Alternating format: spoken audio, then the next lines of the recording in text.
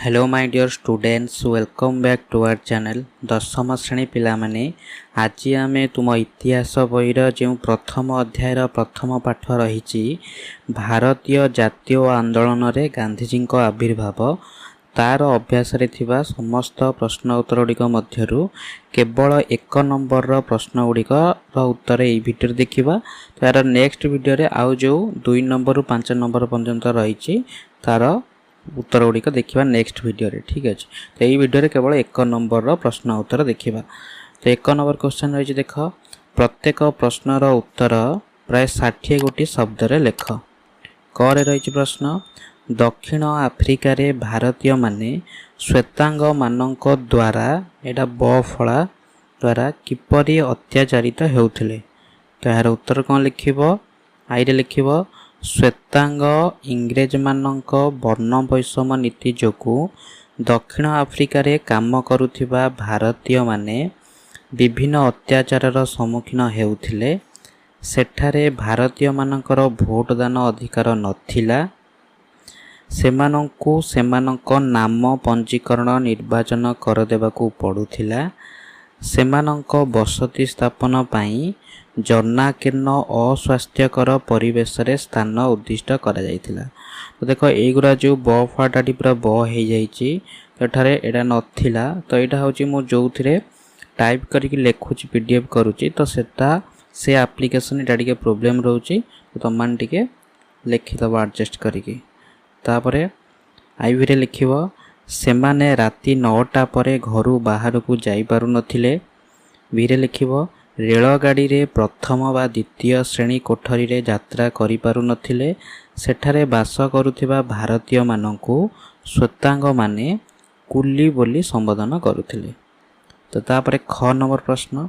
तो ख नंबर प्रश्न रहिचे, चंपारण आंदोलन रे महात्मा गांधी भूमिका संपर्क रे आलोचना कर।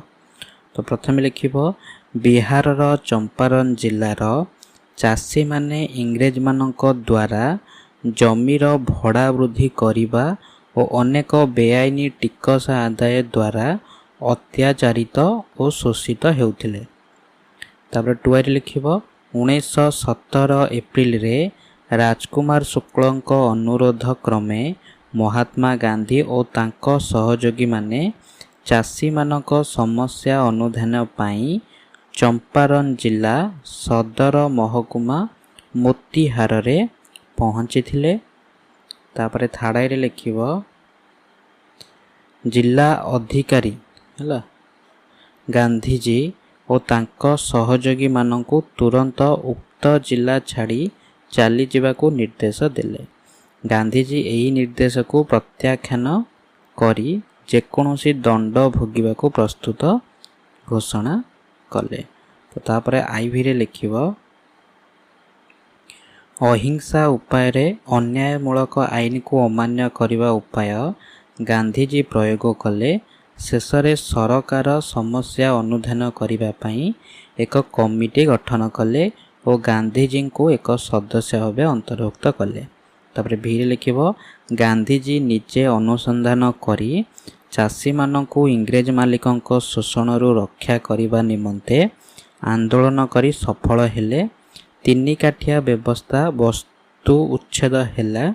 चाषी मानक ठारू आदाय अर्थर 50 भाग फेरस्त दियागला। तापरे ग नंबर प्रश्न।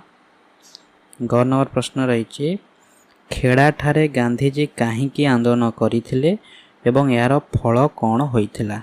तार उत्तर लिखिबो, 1918 मसीह रे दुर्भिक्ष जोगु गुजरातर खेड़ा जिल्लार चाषी मानक उत्पादन बाधा प्राप्त हेला। राजस्व विभागर एक नियम थिला जे जमीर स्वाभाविक उत्पादन परिमाणर 1/4 कम परिमाण शस्य उत्पादन हेले चाषी मानकु राजस्व देय कोहल कराजिबो। 2 रे लिखिबो, खेड़ा चाषी मानकु संपूर्ण राजस्व भरणा करिबाकू बाध्य करिबारु गांधीजी एहा विरुद्ध रे सत्याग्रह करिबा पई चाषी मानकु संगठित करिथिले। तापरे थाड़ाई रे लिखिबो, ଚାଷୀମାନେ ଖଜଣା ଦେୟକୁ ପ୍ରତ୍ୟାଖ୍ୟାନ କଲେ ଓ ଏଥିପାଇଁ ସମସ୍ତ ପରିସ୍ଥିତିକୁ ସମ୍ମୁଖୀନ ପାଇଁ ପ୍ରସ୍ତୁତ ହେଲେ। ଆଇଭିରେ ଲେଖିବ ଶେଷରେ ଇଂରେଜ ସରକାର ବାଧ୍ୟତାମୂଳକ ରାଜସ୍ୱ ଆଦାୟରୁ ନିବୃତ୍ତ ହେଲେ, କିନ୍ତୁ ଗୁପ୍ତ ନିର୍ଦ୍ଦେଶନାମା ମାଧ୍ୟମରେ ସାମର୍ଥ୍ୟ ଥିବା ଚାଷୀମାନଙ୍କ ଠାରୁ ରାଜସ୍ୱ ଆଦାୟ କଲେ। ଏହି ଆନ୍ଦୋଳନରେ ଇନ୍ଦୁଲାଲ ଯାଞ୍ଜିକ ଗାନ୍ଧିଜୀଙ୍କର ଜଣେ ମୁଖ୍ୟ ସହଯୋଗୀ ଥିଲେ। ଖେଡ଼ା ଜିଲ୍ଲାର ଅଧିବାସୀ ମାନେ ଆନ୍ଦୋଳନର ସଫଳତାରେ ପ୍ରଭାବିତ ହେଲେ। ତାପରେ ଘ ନମ୍ବର ପ୍ରଶ୍ନ ରହିଛି ଅହମ୍ମଦାବାଦ ଲୁଗା କାରଖାନା ଆନ୍ଦୋଳନରେ ମହାତ୍ମା ଗାନ୍ଧୀଙ୍କ ଭୂମିକା କ'ଣ ଥିଲା? ତ ଏହାର ଉତ୍ତର ଲେଖିବ ଅହମ୍ମଦାବାଦ ଠାରେ ଲୁଗା କଳ ଗୁଡ଼ିକରେ ମାଲିକମାନେ ଶ୍ରମିକମାନଙ୍କୁ ପ୍ଲେଗ ମହାମାରୀ ପାଇଁ ଦେଉଥିବା ସ୍ୱତନ୍ତ୍ର ଭତ୍ତା ପ୍ଲେଗ ବୋନସ୍ ପ୍ରତ୍ୟାହାର କଲେ। ଫଳରେ ଶ୍ରମିକ ଓ ମାଲିକମାନେ ମଧ୍ୟରେ କଳହର ସୂତ୍ରପାତ ହେଲା। ତାପରେ 2i ପଏଣ୍ଟରେ ଲେଖିବ ଇଂରେଜ ଜିଲ୍ଲାପାଳଙ୍କ ଅନୁରୋଧ କ୍ରମେ ଗାନ୍ଧିଜୀ ଏହି କଳହରେ ହସ୍ତକ୍ଷେପ କଲେ। ଏଥିପାଇଁ ଏକ ଟ୍ରିବ୍ୟୁନାଲ ନିଯୁକ୍ତି ହୋଇଥିଲା, ଯାହାର ନିଷ୍ପତ୍ତି ଉଭୟ ଗ୍ରହଣ କରିବାକୁ ରାଜି ଥିଲେ, କିନ୍ତୁ ଲୁଗା କଳର ମାଲିକମାନେ ଟ୍ରିବ୍ୟୁନାଲ ନିଷ୍ପତ୍ତିରୁ ଓହରି ଯାଇ ଶ୍ରମିକ ମଜୁରୀ 20 ଭାଗ ବୃଦ୍ଧି ଘୋଷଣା କଲେ। ଶ୍ରମିକମାନଙ୍କ ଶତକଡ଼ା 35 ଭାଗ ମଜୁରୀ ବୃଦ୍ଧି ଦାବିକୁ ପ୍ରତ୍ୟାଖ୍ୟାନ କରିବାରୁ ମାଲିକମାନଙ୍କ ବିରୋଧରେ ଗାନ୍ଧିଜୀ ଶ୍ରମିକମାନଙ୍କୁ ଅହିଂସା ଆନ୍ଦୋଳନ କରିବାକୁ ପ୍ରବର୍ତ୍ତାଇଲେ। ତାପରେ ଭିରେ ଲେଖିବ ଦାବି ପୂରଣ ପର୍ଯ୍ୟନ୍ତ ଶ୍ରମିକମାନେ ଅନଶନ ଚାଲୁ ରଖିବେ ବୋଲି ଘୋଷଣା କରି ଅନଶନ ଆରମ୍ଭ କଲେ। ଏଥିରେ ଭୟଭୀତ ହୋଇ କାରଖାନା ମାଲିକମାନେ ଶ୍ରମିକମାନ ମଜୁରୀ 35 ଭାଗ ବୃଦ୍ଧି କଲେ। ଏହାଦ୍ୱାରା ଗାନ୍ଧିଜୀଙ୍କର ସତ୍ୟାଗ୍ରହ ନୀତି ପ୍ରତି ଜନସାଧାରଣଙ୍କ ଆଗ୍ରହ ଓ ଶ୍ରଦ୍ଧା ବୃଦ୍ଧି ପାଇଲା। ତାପରେ ଅ ନମ୍ବର ପ୍ରଶ୍ନ ରହିଛି ରାଓଲାତ ଆଇନ କ'ଣ ଓ ଏହା ବିରୁଦ୍ଧରେ ଭାରତୀୟମାନଙ୍କର ପ୍ରତିକ୍ରିୟା କିପରି ପ୍ରତିଫଳିତ ହୋଇଥିଲା? ଏହାର ଉତ୍ତର ଲେଖିବ ପ୍ରଥମ ବିଶ୍ୱଯୁଦ୍ଧ ପରେ ଭାରତରେ ଦେଖାଦେଇଥିବା ବିଦ୍ରୋହ ଓ ବିପ୍ଳବାତ୍ମକ କାର୍ଯ୍ୟକଳାପକୁ ଦମନ କରିବା ପାଇଁ ଇଂରେଜ ସରକାର ବିଚାରପତି ରାଓଲ ଅଧ୍ୟକ୍ଷତାରେ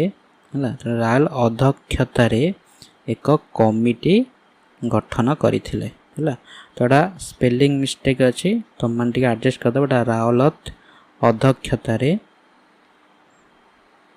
ତ 2iରେ ଲେଖିବ ଏହି କମିଟିର ସୁପାରିଶ ଅନୁସାରେ ଯେଉଁ ଆଇନ ପ୍ରଣୟନ ହେଲା ତାହା ରାଓଲତ ଆଇନ ନାମରେ ପରିଚିତ।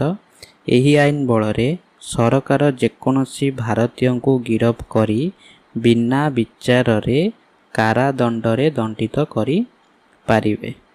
ତାପରେ 3ରେ ଲେଖିବ ଏହି ଆଇନ ବିରୋଧରେ ଗଣ ସତ୍ୟାଗ୍ରହ ଆରମ୍ଭ କରିବାକୁ ଗାନ୍ଧିଜୀ ଦେଶବାସୀଙ୍କୁ ଆହ୍ୱାନ କଲେ। ସମଗ୍ର ଦେଶରେ ଗୋଟିଏ ଦିନ ହରତାଳ ପାଳନ ପାଇଁ ଗାନ୍ଧିଜୀ ପରାମର୍ଶ ଦେଲେ। ତାପରେ ଆଇଭିରେ ଲେଖିବ ସରକାରଙ୍କ ନୀତିର ପ୍ରତିବାଦ ସ୍ୱରୂପ ସବୁ ପ୍ରକାର କାର୍ଯ୍ୟ ବନ୍ଦ କରି ଉପବାସ ଓ ପ୍ରାର୍ଥନା ଦ୍ୱାରା 1919 ଏପ୍ରିଲ 6 ତାରିଖ ଦିନ ଦେଶବ୍ୟାପୀ ହରତାଳ ପାଳନ କରାଗଲା। ତାପରେ ଭିରେ ଲେଖିବ 1919 ଏପ୍ରିଲ 9 ତାରିଖରେ ଗାନ୍ଧିଜୀଙ୍କୁ ଗିରଫ କରି ଛାଡ଼ି ଦିଆଗଲା। ଗାନ୍ଧିଜୀଙ୍କ ଗିରଫ ସମ୍ବାଦ ଦେଶର ବିଭିନ୍ନ ସ୍ଥାନରେ ଜନତାଙ୍କୁ ଗଣ୍ଡଗୋଳ କରିବାକୁ ଉତ୍ତେଜିତ କଲା। ଏହି ଆନ୍ଦୋଳନ ଦିଲ୍ଲୀ, କୋଲକାତା, ମୁମ୍ବାଇ, ଅହମ୍ମଦାବାଦ, ଲାହୋର ଓ ଅମୃତସରରେ ପ୍ରଚଣ୍ଡ ରୂପ ଧାରଣ କରିଥିଲା। ତ ଇଏ ତ ଥିଲା କେବଳ 1 ନମ୍ବରର ଉତ୍ତର ଗୁଡ଼ିକ। ତ ଏହାର ନେକ୍ସଟ ଭିଡ଼ିଓରେ ଆମେ 2 ନମ୍ବର ଠାରୁ 5 ନମ୍ବର ପର୍ଯ୍ୟନ୍ତ ଯେଉଁ ପ୍ରଶ୍ନ ଗୁଡ଼ିକ ରହିଛି ତାର ଉତ୍ତର ଗୁଡ଼ିକ ଦେଖିବା।